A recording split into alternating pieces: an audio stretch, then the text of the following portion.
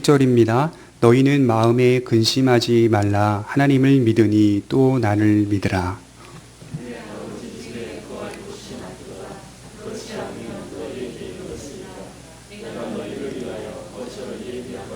다 같이 가서 너희를 위하여 거처를 예비하면 내가 다시 와서 너희를 내게로 영접하여 나 있는 곳에 너희도 있게 하리라.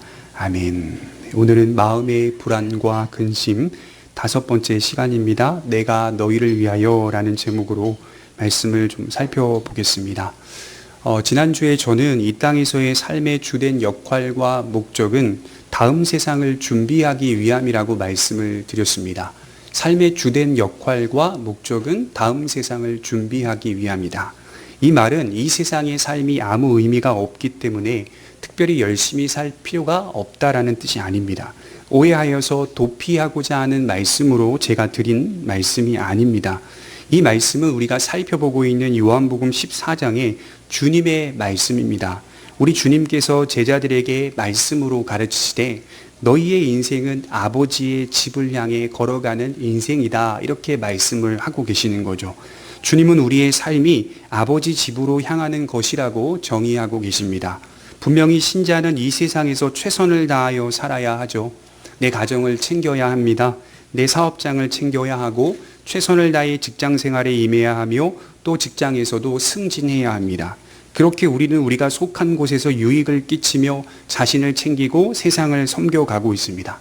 그러나 최선을 다하는 그런 삶 속에서 잊지 말아야 할 가장 중요한 원리가 하나 있는데, 그러한 모든 것들이 궁극적으로 아버지 집을 향해 달려가는 모습이어야 한다는 겁니다.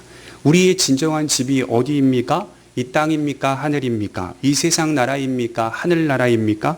종국적으로 멸망하게 될 원수의 나라입니까? 아니면 영원한 평안 가운데 거할 주님의 나라입니까? 우리의 모든 생각과 행실은 변하지 않는 이 원리 속에서 오늘도 살아가야 하는 것입니다. 누가복음 11장 13절에 예수님 이런 말씀하셨죠. 너희가 악할지라도 좋은 것을 자식에게 줄 알거든. 옛날 성경에는 이렇게 기록되고 있죠. 하물며 너희 천부께서, 오늘날 성경에는 하물며 너희 하늘 아버지께서 구하는 자에게 성령을 주시지 않겠느냐 하시니라. 아버지 집을 향해 달려가는 삶이라는 것은 단지 죽고 나서 가는 나라 정도로만 이해해서는 안 됩니다. 우리가 살아가는 삶의 토대요, 삶의 과정으로서 아버지 집이 우리 앞에 놓여 있는 겁니다. 하나님을 나의 아버지로 믿고 신뢰하며 붙잡는 사람은 이 세상 삶의 과정도 그러한 모습으로 그려낸다는 것이겠죠. 이 미술에서 스케치한다라는 말 아시죠? 하나님을 아버지로 모시고 사는 사람들은 그런 삶의 과정으로 스케치해야 합니다. 그래서 주님은 필요를 채워달라는 우리의 간구 속에 아버지를 향한 믿음이 있어야 하고, 아버지께서 주시는 가장 큰 선물인 성령 하나님을 의지해야 한다라고 말씀을 합니다. 이것을 토대로 우리의 삶이 가꾸어져 가야 하는 것이죠. 제가 말씀을 드렸듯이 이 세상의 삶은 모두 지나갑니다. 이 세상의 삶은 모두 흘러갑니다. 이 세상의 삶은 여행이며 통과하는 것뿐이라고 성경은 말합니다. 히브리서에서 바울은 이렇게 말했죠. 우리 한번 찾아볼까요? 히브리서 11장 13절입니다. 히브리서 11장 13절입니다.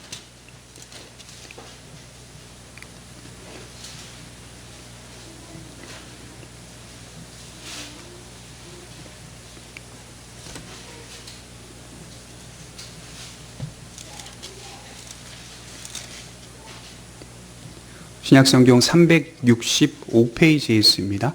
히브리서 11장 13절입니다.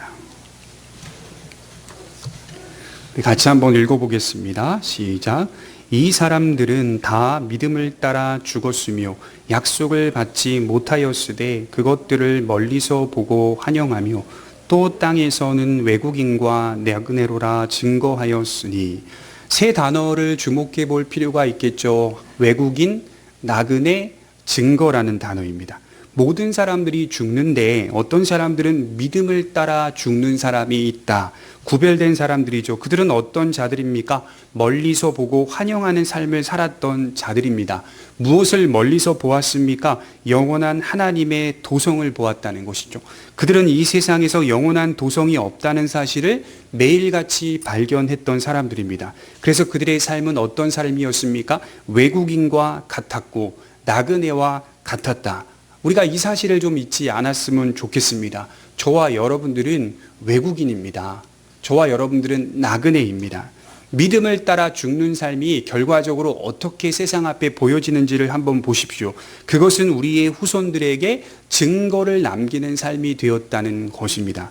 가장 큰 증거가 무엇입니까? 믿는 자들의 삶입니다. 왜 나의 부모님은, 왜 나의 할아버지는, 왜 나의 할머니는 부질없어 보이는 그런 삶을 살았을까? 자녀들이 보통 대개 다 이런 생각을 하죠. 부모가 믿음 생활을 하면 자녀들이 보통 이런 생각을 합니다.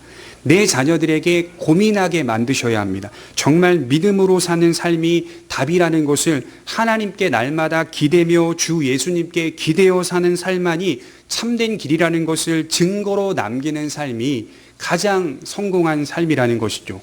그렇게 살아갈 때 지금 당장은 그 어떤 변화도 일어나지 않을 수 있습니다. 오히려 자녀들이 조롱할 수도 있어요. 오히려 비아냥거릴 수도 있습니다. 그러나 언젠가는 영혼을 가지고 있는 인간인 이상 언젠가는 멈추어 서서 깊이 생각할 때가 올 것입니다. 나는 누구일까? 왜 이런 세상일까? 모순과 왜곡으로 가득 차 있는 현실은 도대체 뭘까? 나는 도대체 무엇을 바라보아야 할까? 바로 그럴 때 복음을 만나게 될 것입니다. 복음의 특징이 뭐라고 제가 말씀드렸죠? 복음은 지극히 현실적이다. 복음은 지극히 현실적입니다. 현실을 직시하라. 여기서부터 복음은 시작됩니다. 그저 힘들고 어려운 사람 어깨 토닥이며 괜찮을 거야 이런 식으로 메시지를 전하면 안 돼요. 괜찮을 거야 라는 식으로 우리에게 다가오지 않습니다. 만일 우리가 어떤 교회를 다니면서 항상 좋은 말과 좋은 이야기만을 듣고 있다면 아마도 내가 속한 그 교회가 복음이 없는 교회일 가능성이 큽니다. 늘 언제나 좋은 이야기만 듣고 있다면, 늘 언제나 웃고 있다면 아마도 그 교회는 복음이 없는 교회일 가능성이 커요. 복음은 우리 현실을 똑바로 보게 합니다. 나를 똑바로 보여줍니다. 너무나도 적나라하게 보여주기 때문에 때로는 복음을 듣다 보면 숨고 싶은 마음이 생기기도 해야 합니다. 때론 복음이 선포되는 강단을 향해 이를 갈게 만들기도 합니다. 그러나 시간이 지나면 점차 내 영혼이 살아나는 것을 경험합니다. 복음은 현실을 직시하게 만들어주죠. 여러분, 예수님이 사마리아를 통과하실 때, 지나가실 때 요한복음 4장 18절에 이 물을 뜨러 온 여인을 만나게 되죠. 사마리아 여인. 그 여인에게 물 좀 달라라고 대화로 시작하면서 주님이 그 여인을 향해 말했죠. 남편을 데려와라. 그랬더니 너에게는 남편이 없다라고 그 모든 내용들을 다 아시면서 남편 5이 있고 지금 또 다른 남편이 있는데 그 남편도 내 남편은 아니다. 복음은 현실을 적나라하게 드러내주는 거예요. 한 여인이 남자들에게 기대어 살아온 삶, 남자를 바꾸고 또 남자를 바꾸고 또 남자를 바꿔도 도저히 영원히 만족될 수 없는 그 삶, 좀 더 나은 사람 만나면, 좀 더 나은 사람 만나면, 좀 더 나은 사람 만나면 내 가정이 조금 만족이 되고 행복이 되고 평화로워질 것이다 라고 생각하며 그렇게 살았던 인생의 삶, 그러나 그 모든 삶 속에서 그 여인이 내린 결론은 누구도 내 남편이 아니었다는 거예요. 한 사람도 내 남편이 아니었다는 거예요. 그때 주님이 말씀하시죠. 신랑이시잖아요. 예수님이 신랑. 내가 너의 남편이다. 그 말씀하시는 거예요. 내가 너의 남편이 되어주겠다. 지금 예수님의 말씀은 어떤 맥락에서 전해지고 있습니까? 최후의 만찬을 베푸시면서 제자들에게 이제 곧 인자가 십자가에 달리실 것을 말씀하고 계십니다. 나아가 그 과정 속에서 제자들의 연약함과 실패 그리고 무능을 드러내십니다. 그들이 주님을 부인한다는 사실을 아주 적나라하게 드러내십니다. 여러분 그거 아십니까? 요한복음 14장 1절을 시작하면서 그 바로 그 전절에 보면 13장 38절에 제자들이 부인할 것을 말씀하시면서 이 말씀이 시작되는 거예요. 우리 요한복음 13장 38절을 제가 한번 읽어드리겠습니다. 예수께서 대답하시되 내가 나를 위하여 내 목숨을 버리겠느냐? 정말로 너희들 나를 따르겠느냐? 정말 너희들 내가 가는 그 길 따라와서 목숨 버리겠느냐? 내가 진실로 진실로 내게 이르노니 닭 울기 전에 내가 3번 나를 부인하리라. 제자들의 배반을 이야기하시고 나서 나오는 말씀이 너희는 마음에 근심하지 말라, 이 말씀을 하는 거예요. 장이 구분이 처음에는 안 됐잖아요. 그렇죠? 고대에는 장이 구분이 안 돼 있었어요. 한 책으로 통으로 읽었단 말이죠. 예수님이 어떤 의미로 이 말씀을 하셨을까요? 제자들의 연약함과 실패와 무능 속에서도 마음에 근심하지 말라고 하신 겁니다. 무엇을 하라는 거죠? 하나님을 믿으니 또 나를 믿으라 라고 말씀을 하고 계십니다. 제자들은 도대체 누구입니까? 적어도 저희보다는 나은 사람들이잖아요. 제자들은. 그렇지 않습니까? 3년 반이라는 시간 동안 가족도 버렸죠. 직장도 버렸죠. 사업장도 버렸죠. 그 모든 것들을 버리고 주님을 쫓은 사람들, 그런데 실패하잖아요. 주님 잡혀갈 때 다 도망가잖아요. 잘 알듯이 모든 것을 버려두고 주님을 쫓았던 사람들입니다. 그러니 우리가 내릴 수 있는 결론은 우리의 행실이나 우리의 공로나 우리의 의지를 가지고 천국에 갈 수 있다라고 생각한다면, 그렇게 사는 것으로 갈 수 있다고 생각한다면 제자들도 못 가는데 누가 가겠어요? 제자들도 이렇게 실패하는데 누가 과연 하나님의 나라에 들어갈 수 있겠습니까? 아무도 들어갈 수 없는 거예요.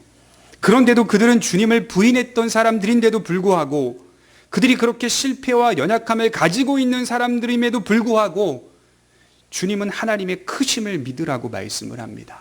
그 모든 것을 끌어안고 변화시켜 가시는 하나님의 은혜와 사랑을 믿으라는 겁니다. 여러분, 어떻게 다시 일어나시겠어요? 믿음 생활하다가 실망하게 됐을 때, 그때 다시 일어나게 되는 최고의 비결이 뭔지 아십니까? 나는 왜 똑바로 살지 못했을까? 왜 나는 스스로 정죄하면서 예수 잘 믿는 게 아니더라고요. 거기서 내가 넘어졌을 때 거기서 하나님을 만나는 거, 하나님의 은혜를 깨닫는 거, 그래도 끌어안고 걸어가시는, 일으켜 세우시는, 품에 안으시는, 약속하시는 그 하나님을 발견했을 때 거기서 내 의지가 발동하는 거예요. 하나님을 위하여 뭔가를 하고 싶다는 생각이 드는 거예요. 그게 바로 우리를 일으켜주는 비결이 아니겠습니까? 그렇게 제자들은 끌어안고 변화시켜 가시는 하나님의 은혜와 사랑을 믿으면 돼요. 그런데 재밌는 건 그 큰 사랑이 어디까지 이어지고 있을까요? 우리 2절을 한번 보겠습니다. 2절과 3절입니다. 내 아버지 집에 거할 곳이 많도다. 그렇지 않으면 너희에게 일렀으리라. 내가 너희를 위하여 거처를 예비하러 가노니 가서 너희를 위하여 거처를 예비하며 내가 다시 와서 너희를 내게로 영접하여 나 있는 곳에 너희도 있게 하리라. 내 아버지 집에 거할 곳이 많도다. 한 주간 묵상하면서 그런 생각을 했죠. 전 문맥을 보았더니 아버지 집에 거할 곳이 많다는 것은 넉넉하다는 의미일 것입니다. 넉넉하다. 이 넉넉하다라는 뜻은 뭘까요? 세상에서 연약하여 실패하고 넘어지고 무능하여 늘 언제나 주님을 배반한 사람들까지도, 그들까지도 들어올 수 있는 아주 넉넉한 하나님의 나라다. 이것을 나타내고 있다고 저는 봐요. 그렇게 철저하게 원리와 원칙대로 살았던 사람들이 들어오는 나라가 아니라 경건치 못한 자들까지도 품에 안으시고 하나님이 구원해 가시는 아주 넉넉한, 누구든지 들어올 수 있는 그 나라를 주님이 말씀하고 계십니다. 십자가에서 사역이 끝나지 않고 아버지 집에서 모든 믿는 자들을 위하여 거처를 예비하신다. 예비하다라는 뜻이 만들다라는 뜻입니다. 주님이 만들고 계신다. 그 주님을 보라는 거예요. 또한 다시 오셔서 우리를 영접하시겠다고 약속하시는 주님을 보라는 거예요. 이것이 바로 복음입니다. 저와 여러분들이 제일 먼저 믿고 붙잡아야 할 복음은 무엇입니까? 2절과 3절이 말하고 있듯이 내가 너희를 위하여. 저는 이거 같아요. 오늘 말씀의 핵심은 내가 너희를 위하여. 2번 나오죠. 여기서 나온 주어인 내가라는 말은 누구를 가리키고 있습니까? 우리 예수님이 우리를 위하여 무엇을 하셨다는 것을 선포합니다. 저는 이 말 속에 기독교의 신학과 교리가 모두 들어있다고 확신합니다. 그래서 이런 생각을 해요. 요한복음 14장은 집에 가는 방법을 알려주고 계시는구나. 예수님께서 우리들에게 집에 가는 방법을 알려주고 계시는 장이구나. 우리가 이 세상 속에서 잘 될 때에도 잘 안 될 때에도 주님이 우리를 위하여 하신 일은 변함이 없잖아요. 우리가 주님이 하신 일에 조금이라도 덧붙일 수 있습니까? 우리가 이 세상 삶에서 번영의 축복을 누린다 하여도, 그래서 내가 교회를 위하여 갖가지 수많은 헌신을 한다 하여도 그것이 예수님이 우리를 위하여 행하신 일에 조금이라도 협력할 수 있습니까? 전혀 영향을 끼치지 못해요.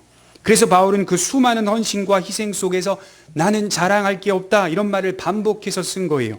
그것은 단지 바울의 겸손한 신앙을 의미하는 게 아니더라고요. 실제적으로 자신이 살아보니 자신의 헌신과 희생이 복음에 조금도 영향을 끼치지 못한다는 사실을 깨달았습니다. 자신이 받은 은혜가 크기에 감사하며 그런 헌신과 희생의 삶을 산 것이지, 자신이 이렇게 헌신하면, 자신이 이렇게 희생하면 그 공로로 아버지 집에 들어갈 수 있다는 의미가 아니라는 말이에요. 헌신은 필연적으로 신자의 삶에 나타나는 것입니다. 이것은 필연적이에요. 그러나 우리의 헌신이 복음에 영향을 끼치거나 협력하는 문제는 아닙니다. 여러분들이 헌신한다고 해서 십자가의 사역에 영향을 끼칩니까? 십자가의 사역에 협력할 수 있습니까? 아니에요. 그것은 오직 주 예수 그리스도만이 하신 일입니다. 내가 너희를 위하여 2번 반복하시죠. 주님만이 하실 수 있는 일이라고 하는 거예요. 여러분, 왜 예수님 믿으십니까? 여러분, 왜 복음을 그렇게 중요하게 여기십니까? 복음하고 예수님, 특별히 저희 교단, 장로교단은 더욱 복음, 예수 그리스도 하는데 왜 그렇게 중요하게 여기십니까? 이유가 무엇입니까? 라고 묻는다면 우리는 단연 이렇게 말해야 돼요. 천국에 가기 위해서입니다. 여러분, 우리가 교회 다니는 이유가 어디 있겠어요? 제일 크고 첫째 되는 목적은 구원받기 위해서예요. 영생을 얻기 위해서입니다. 다른 말로는 오늘 말대로 표현하면 아버지 앞에 이르기 위해서입니다. 영원한 생명을 얻기 위해서입니다. 그것이 다른 종교와 다른 점이죠. 그것이 다른 점이에요. 하나님 아버지 앞에 서게 된다는 것, 하나님의 아버지의 나라에 들어간다는 것, 영원한 생명을 얻는다는 것, 이것이 가장 크고 첫째 되는 중요한 목적입니다. 근래 들어서 오해하는 성도들이 있죠. 복음을 단지 이 세상에서 조금 더 나은 모습을 가지고 사는 것으로 치부해버리는 경향입니다. 복음을 도덕적으로 또 윤리적인 삶의 모습으로만 치부해버립니다. 이런 거죠. 너 얼마나 변화됐니? 너 그래서 그리스도인 됐다며 얼마나 변했어? 그 수십 년간의 시간 동안 얼마나 달라졌어? 이게 복음이 돼버렸어요. 이게 너 얼마나 변했어? 달라졌어? 이게 복음이 됐다고요. 이게 천국 가는 길이 됐다고요. 사람의 겉모습이 좀 더 나은 모습으로 바뀌는 것을 복음이라고 생각하시면 안 돼요. 이것이 가장 크고 첫째 되는 복음의 목적일까요? 도덕적으로 윤리적으로 흠없는 사람을 만드는 게 복음의 첫째 목적입니까? 여러분, 복음에 순수하게 들어간 사람은 도덕적입니다. 복음 안에 순수하게 다가오는 사람, 순수하게 그 깊이를 깨닫는 사람은 자연스럽게 도덕적입니다. 자연스러운 거예요. 그러나 그 사람에게 물어보면 그것이 복음의 첫째 되는 목적은 아니라고 말합니다. 잘 생각해 보셔야 돼요. 복음의 첫째 목적은 무엇입니까? 우리를 아버지 집으로 인도하기 위한 거예요. 이 땅에서의 우리의 성품이 변화되는 것이 필요 없다는 의미가 아닙니다. 오해하지 마세요. 그거 필요 없다고 말하는 게 아니에요. 중요하지 않다는 말도 아닙니다. 그것은 복음을 신뢰하고 붙잡고 나아가다 보면 성령을 통하여 맺어지는 끊임없는 열매예요. 내가 변하지 않았다? 그러면 여러분 이렇게 생각하세요. 내가 복음을 깊이 들어가지 못했다. 내가 예수의 사랑과 예수의 십자가와 예수의 보배로운 피를 깊이 깨닫지 못하고 있구나. 그럴 때일수록 내 삶이 방종적으로 바뀌는 거죠. 방탕하는 거예요. 그럴 때면 예수님 깊이 생각하지 않을 때 방탕하잖아요. 하나님의 말씀을 깊이 묵상하지 않을 때 사람은 방탕하게 되죠. 그렇게 생각해야 돼요. 복음을 신뢰하고 붙잡고 나아가다 보면 성령을 통하여 맺어지는 끊임없는 열매가 도덕적인 열매요, 윤리적인 열매입니다. 그러나 그것이 곧 복음은 아닙니다. 복음은 우리를 아버지 집으로 인도해 주는 것입니다. 그리하여 하나님 앞에 당당하게 설 수 있도록 만들어 주는 것입니다. 그것이 바로 복음입니다. 우리 주님은 제자들에게 떠나신다고 말씀하셨어요. 이 말씀은 3가지의 핵심 내용이 담겨 있습니다. 떠나는 것과 죽는 것과 영광을 받는 것입니다. 요한복음 13장 31절을 한번 볼까요? 요한복음 13장 31절입니다. 그가 나간 후에 예수께서 이르시되 지금 인자가 영광을 받았고 하나님도 인자로 말미암아 영광을 받으셨도다. 굉장히 의미 깊은 말씀이죠. 주님이 제자들 곁에서 떠나시는 것은, 다시 말해 31절은 가룟 유다가 떡을 받고 나가는 장면이거든요. 그 장면을 주님이 보시고 나서 이제 유다가 자신을 팔 것을 보시고 나서 아시고 나서 이제 인자가 영광을 받았대요. 참 아이러니하죠. 참 깊은 말씀입니다. 주님은 그렇게 말씀하고 있어요. 인자가 십자가의 길을 걷는 것은 인자가 영광을 받는 일이다. 이렇게 말씀을 하고 있습니다. 주님이 이제 곧 십자가에서 비참하게 죽는다는 말이 시작됐다. 이것이 인자가 영광을 얻는 일이다. 이것이 어떻게 영광을 얻는 일일까요? 십자가의 구속은 간단히 요약해 보면 주님이 땅에서 이루시는 일이요 동시에 하늘에서도 이루시는 일입니다. 그래서 십자가의 구속을 생각하면 예수님은 땅에서도 이루시고 하늘에서도 이루시는 동시에 이 두 가지 일을 온전하게 성취하셨다. 이렇게 이해하시면 됩니다. 이 땅에서 우리를 대신하여 죽으심으로 우리가 받아야 할 죄책과 형벌을 처리하셨고, 이것이 이 땅에서 이루어지는 일입니다. 또한 하늘에서는 하나님의 공의와 거룩함을 조금도 약화시키지 않으셨습니다. 루이스 볼코프나 헤르만 바빙크라는 사람이 있는데요. 아주 오래된 사람인데 그분은 이 일들에 대해서 어떻게 쉽게 설명했냐면, 주님은 땅에서 우리의 모든 죄를 해결하셨다. 동시에 천국을 오염시키지 않으시면서도 경건치 못한 자들을 천국 안에 집어넣으셨다. 이렇게 말했어요.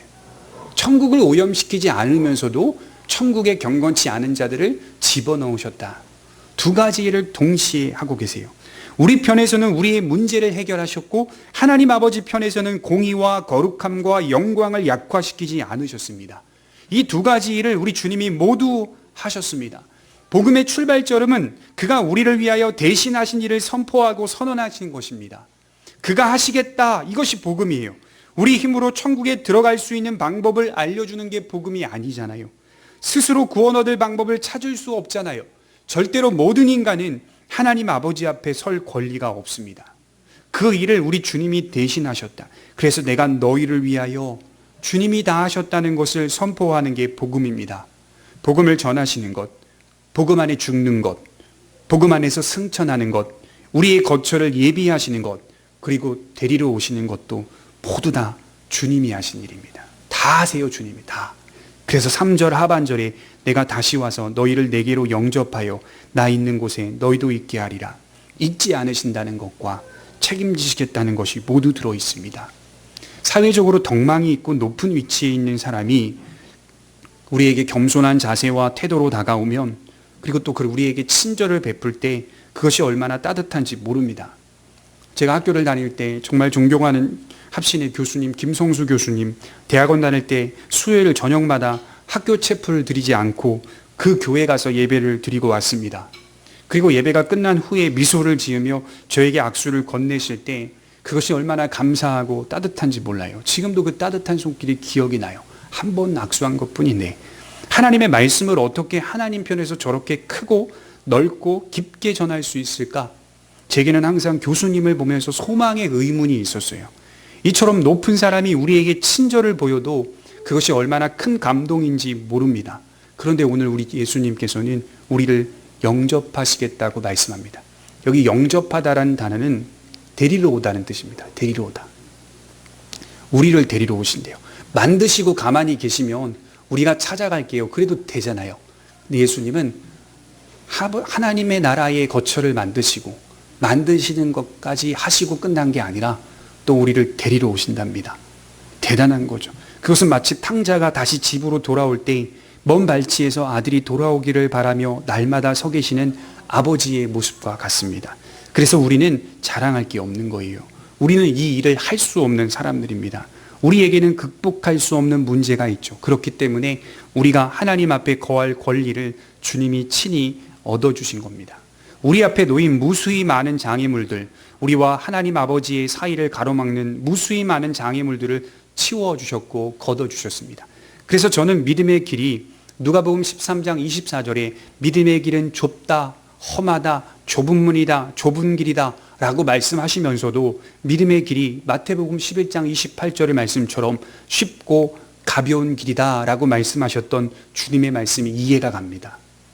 한편으로는 좁지만 한편으로는 쉽고 가볍다는 말씀을 같이 생각하셔야 돼요. 우린 지금 좁은 길 걸어가고 있어요. 그런데요, 그 좁은 길이요, 울퉁불퉁한 길이 아니에요. 곧게 하셨어요. 예수님이 다 치워버리셨어요. 그리고 우리는 그 길을 지금 걸어가고 있습니다. 이것이 주님의 말씀이에요. 주님이 구원받은 길을 곧게 하셨습니다. 평탄케 하셨습니다. 다 치워버리셨어요. 그렇다면 우리를 가로막는 장애물은 무엇입니까? 우리 간단하게 세 가지만 살피겠습니다. 첫째로 율법이라는 장애물입니다. 하나님은 인간을 창조하시고 율법을 주시며 영원히 함께 사귐을 갖자고 말씀하셨죠. 사람은 율법을 지켜야만 하나님 앞에 설 수 있습니다. 그와 교통할 수 있습니다.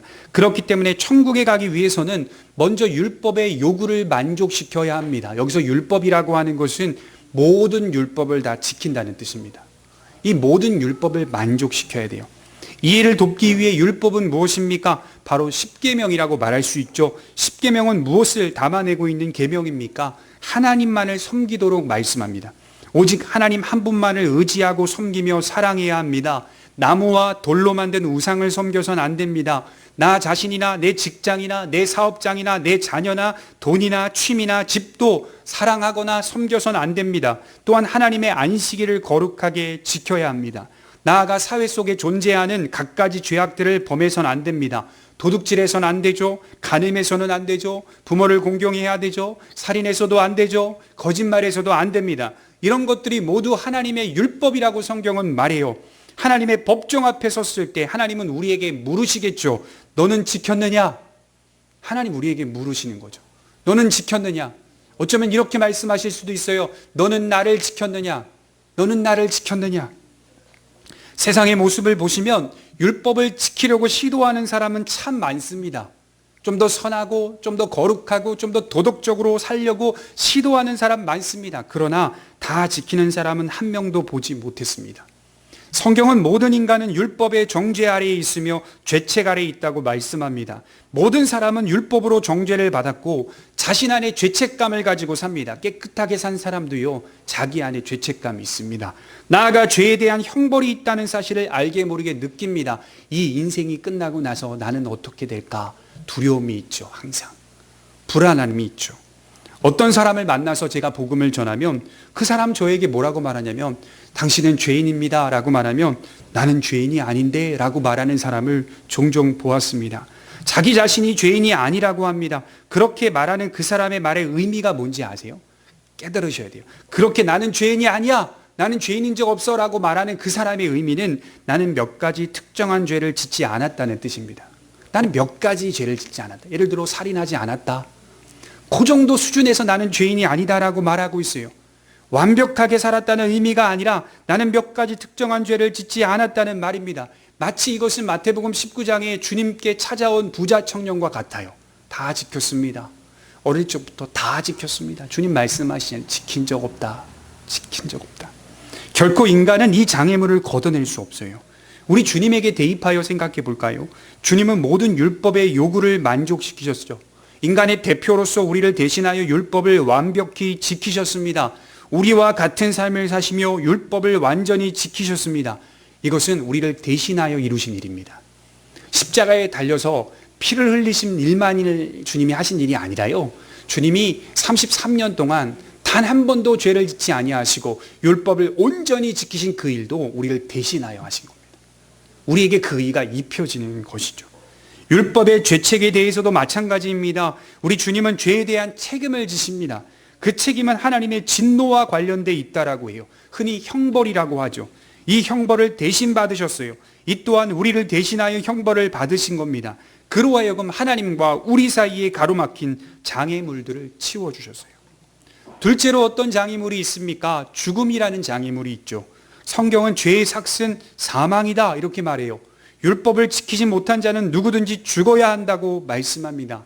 모든 사람이 죽음이라는 장애물 앞에 벌벌 떨고 있어요. 히브리서 2장 15절은 이것을 아주 잘 설명해 주고 있는데, 또 죽기를 무서워함으로 한평생 매여 종노릇하는 모든 자들을 놓아주려 하심이니, 모든 사람들이 한평생 종처럼 매여 무서워하고 있다. 벌벌 떨고 있다. 그것이 바로 죽음입니다.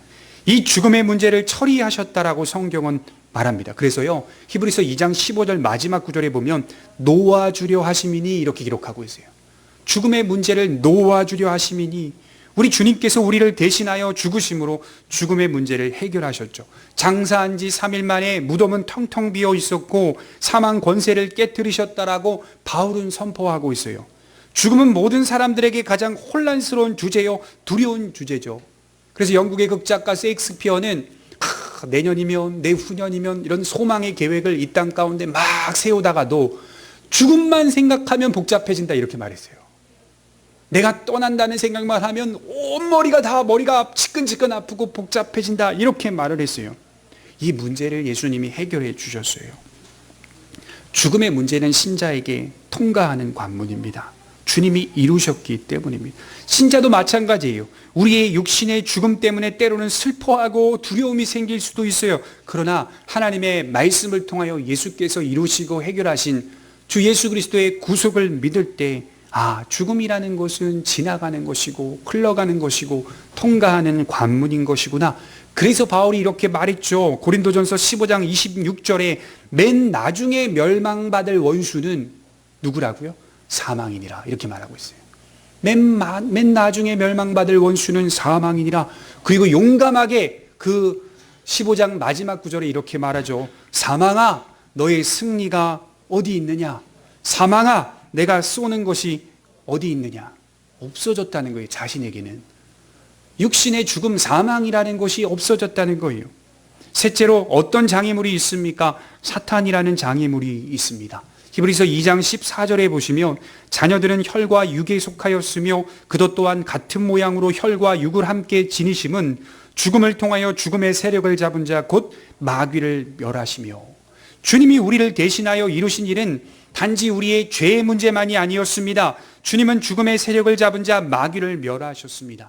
모든 인간은 엄밀히 말해 죄를 지음으로 사탄의 손아귀에 들어가 있는 상태입니다.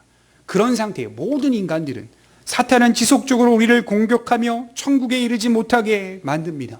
사람들을 회방하고 생각들을 회방하고 미혹하고 그리하여 모든 사람들을 멸망으로 인도하고자 하는 목적이 있어요.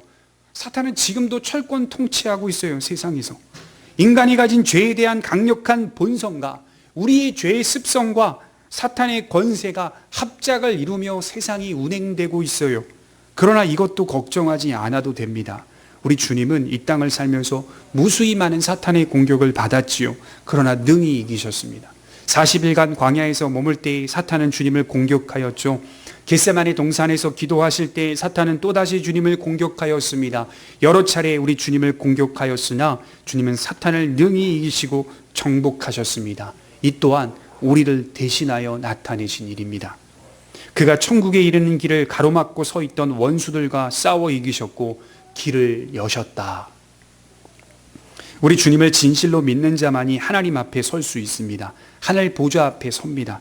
우리 스스로가 하나님 앞에 선다면 어떤 일이 벌어질까요? 초라하기 그지없을 겁니다. 이 땅에서 덕이 높고 훌륭한 사람 앞에 서게 되면 얼마나 불편한지 몰라요. 제가 학창시절에 울산에서 전지 훈련을 하러 갔을 때 저희 학교가 전국대회에서 우승을 했었거든요. 근데 그해 저희 학교에 점심을 사주시겠다고 그 울산의 한 호텔에 대한축구협회 회장, 지금은 바뀌었지만 옛날에는 정몽준 씨였죠. 오셔서 점심을 사주시는.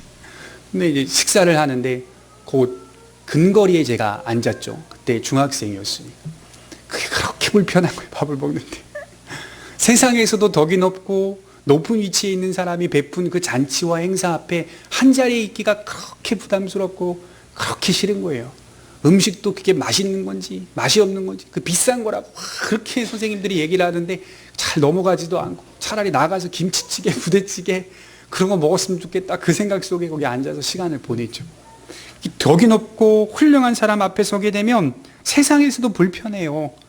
한 자리에 있기가 불편합니다. 감당이 안 되죠. 확대해서 생각해 보면 무한하신 하나님 앞에 우리가 선다면 이사야 선지자의 고백처럼 화로다 나는 망하였도다 이런 고백이 나오는 겁니다. 거룩하신 하나님 앞에 선다면 이런 고백이 나와야 돼요. 그러나 이 일이 가능해진 것이죠. 당당히 하나님 앞에 설 권리를 얻게 된 것입니다. 그것이 바로 예수 그리스도의 보배로운 피 때문입니다. 여러분, 하나님 우리를 보실 때 의의 옷으로 보십니다. 누더기 같은 옷으로 보지 않으세요. 분명히 믿으셔야 돼요. 하나님이 우리가 마지막 때에 하나님 앞에 섰을 때 의의 옷으로 보십니다. 누더기 같은 옷으로 보지 않아요. 예수님의 피로 완전해진 의의 상태로 보십니다. 서두에 제가 주님은 두 가지 일을 완벽하게 이루셨다고 하였습니다. 땅의 일과 하늘의 일을 이루셨다고 하였어요. 이것을 잘 설명해 주는 본문이 하나 있는데 히브리서 9장 23절을 한번 찾아보겠습니다. 히브리서 9장 23절입니다.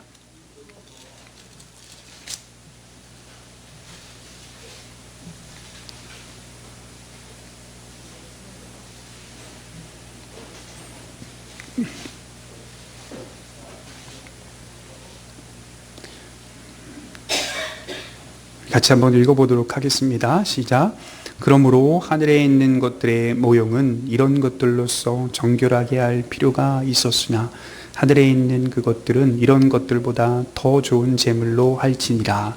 예수님께서 이 세상 가운데 흘리신 피, 희생 제물 되심은 구약시대에 이스라엘이 이 땅에서 드린 제사와는 다른 것이라는 의미입니다. 주님이 흘리신 피는 이 땅 가운데 있는 땅의 성전을 정결케 함과 동시에 하늘에 있는 하늘의 성전까지도 정결케 하시는 영원한 능력이었다. 쉽게 표현해 보면 죄인들의 죄를 해결하시고 나아가 하늘 성전에 계신 하나님의 공의와 거룩을 조금 더 약화시키지 않으셨다는 겁니다.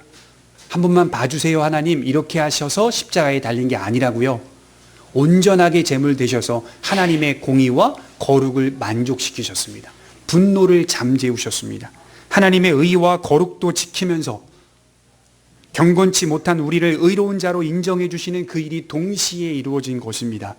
이제 이 귀중한 사실을 알고 믿는 자는 우리 자신이 주님의 값으로 산 것임을 기억하고 제자가 되는 삶을 살아야 합니다. 바울이 말했던 것처럼 여러분 전부를 드리는 삶을 사셔야 합니다. 고린도전서 6장 20절에 값으로 산 것이 되었으니 그런즉 너희 몸으로 하나님께 영광을 돌리라. 어디 갔더니 무료다 복음은 막 이렇게 말하는 거 제가 들었는데요. 아닙니다. 복음은 값으로 샀습니다. 저와 여러분들 무료로 구원받는 거 아니에요. 값을 지불하셨어요. 그 값이 뭡니까? 주님의 값입니다. 직접 흘리신 값이에요. 그러니 내 몸과 내 영혼은 주님의 것이어야만 하는 겁니다. 그 무게와 가치를 가지고 살아가고 있는 겁니다. 그리고 우리는 흘러 통과하여 하나님 앞에 당당하게 서서 우리는 이 나라에 들어갈 자격이 있습니다. 이렇게 말하는 거예요. 그리스도를 믿기 때문입니다. 여러분, 값으로 산 것이 되었으니 여러분들의 몸으로 하나님께 영광을 돌리시기를 바랍니다. 기도하겠습니다.